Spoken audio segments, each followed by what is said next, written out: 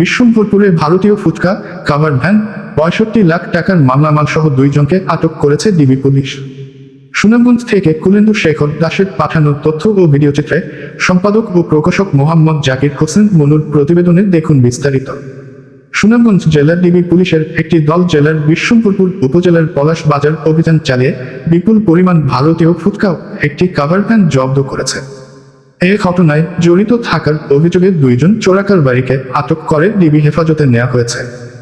শুক্রবার সকাল 7:30টায় সুনামগঞ্জ জেলা ডিবি পুলিশের ওসি AKM শামীম হাসানের নির্দেশে ডিবি পুলিশের সদস্যরা গোপন সংবাদের ভিত্তিতে পলাশ বাজারের রাস্তার পাশে দাঁড়ানো একটি কাভার ভ্যানে তল্লাশি চালিয়ে ৩৫ কেজি ওজনের ১১০টি বস্তা ফুচকা জব্দ করেন এবং যা ওজনে ৩,৮৫০ কেজি ফুচকা হবে, যার বর্তমান বাজার মূল্যে প্রায় ১৫ লাখ টাকা এবং কাভার ভ্যানের মূল্যে ৫০ লাখ সহ মোট ৬৫,৪০,০০০ টাকার মালামাল জব্দ করেন।